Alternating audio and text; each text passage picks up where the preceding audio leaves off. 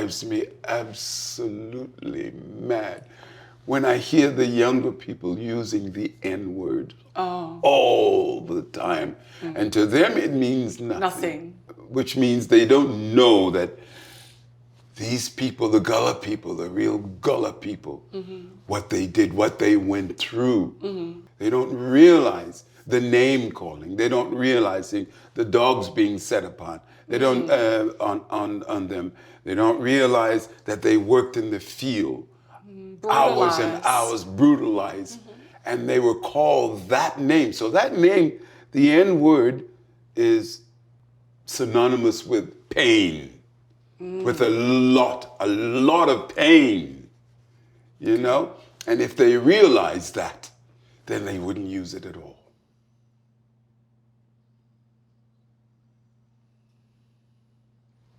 Can I ask you, was that word ever used against you? Oh, yeah. Yeah? Yeah. I'm sorry. Yeah, so that's why I'm sensitive about that. Yeah. When I see other people, no, you don't know anything about it. You don't know anything about when you're walking down the street and hear the name yelled at you. You know, you don't know those things. But it was nothing compared to what happened to my mother and her mother and their families. Okay. You know, it's nothing. But I never used the word. I never. Okay. Do I read it out? Yes, read it out loud. What was your first impression of me that you never told me? Oh, yes. So, I remember fondly about this Baha'i gathering that was taking place here. And you were singing.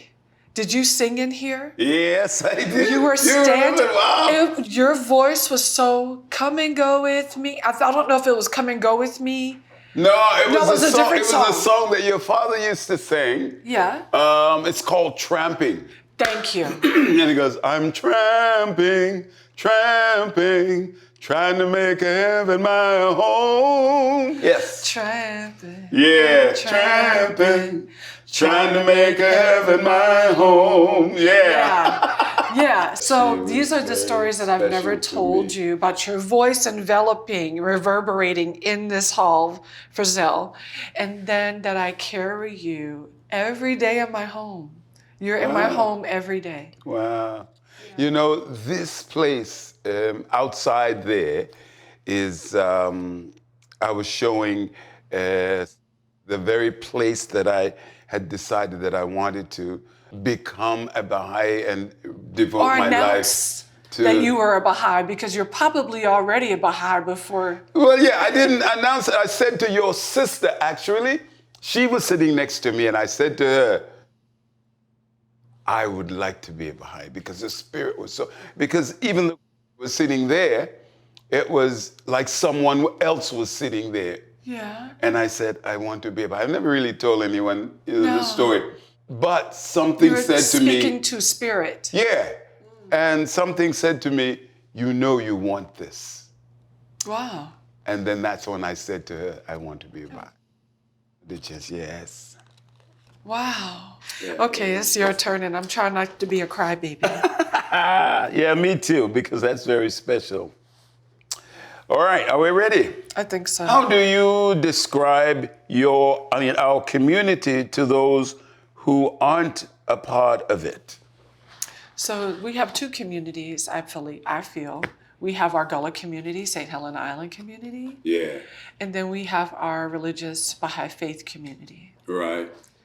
When it comes to the St. Helena Island Gullah community, I talk about how you first fall in love with the landscape and the waterways, and then you fall in love with the people. Because I think about my father, my mother, I think about you, I think about how people fall in love with the people here and the spirit that they have, that is even more beautiful than the landscape. Yeah. Look, I got to tell you, that spirit, living in Australia for around 23 years, and then I come back here, the one thing I noticed was people kept saying hi to me.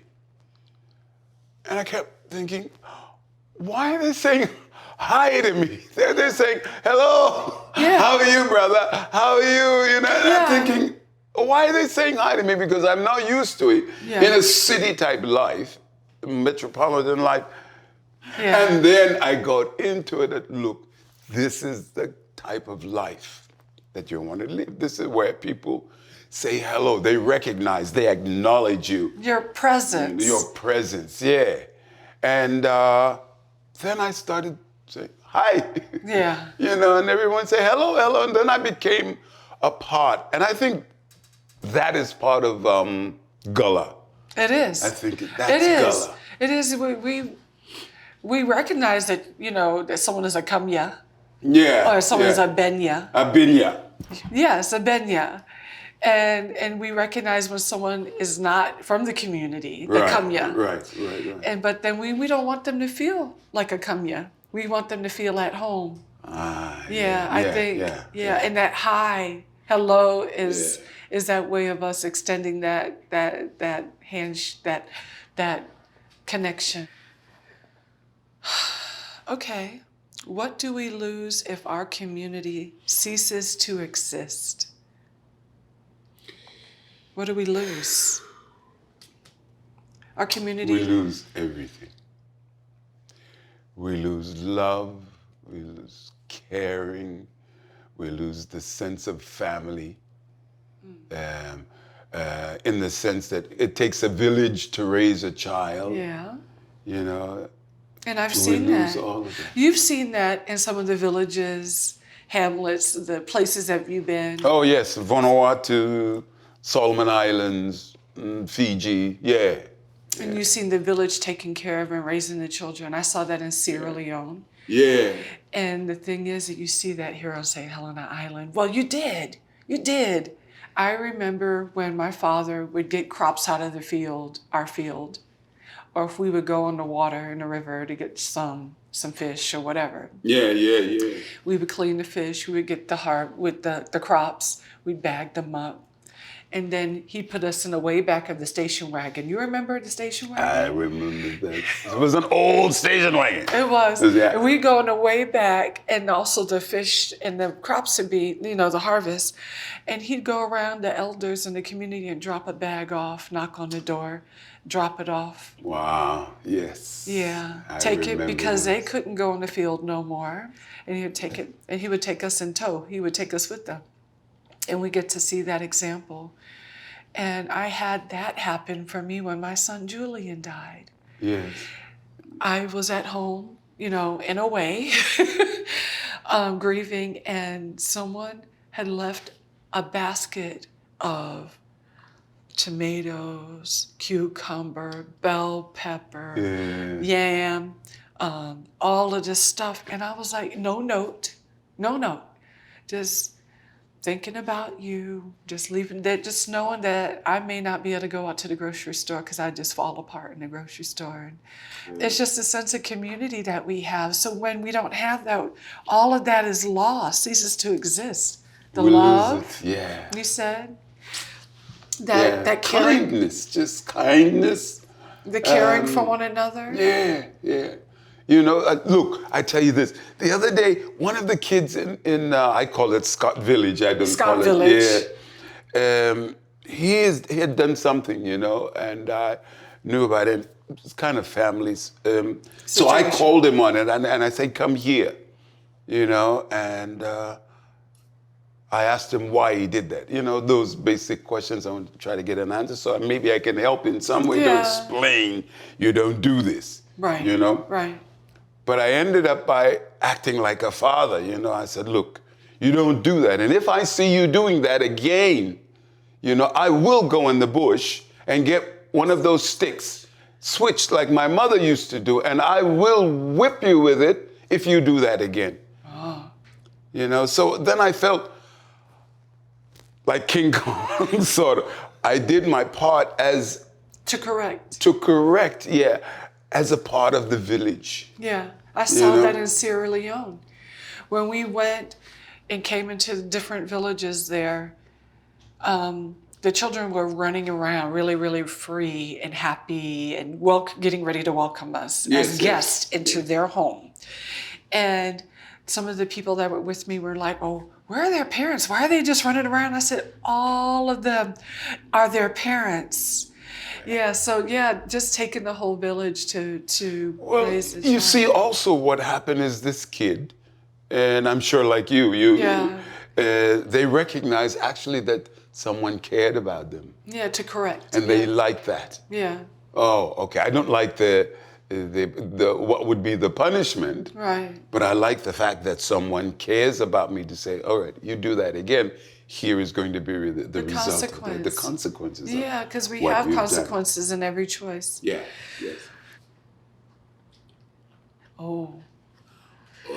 In your lifetime, how have you seen your community change for the better? In your lifetime, how have you seen your community change for the better?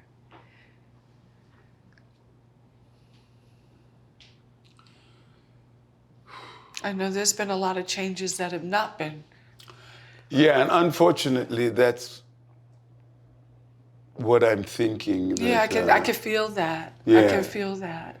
And this is why I'm thinking, I said to myself, Gary, with whatever little knowledge you have to come back and share that. Look, if for nothing else, my life will be fulfilled by being able to serve. Yeah. Serve the community. It's your turn, Gary. This is my turn. Wow, this is neat. I love this. Right. What do you hope will be our legacy, and what still needs to happen to make it so? Oh, I love that. I'm speaking from a Gullah Geechee perspective, yes. And our legacy is just not some taking what we have, right, what we have learned from our elders, the wisdom, the education, their experience, and transforming that into what that means to us today, and helping to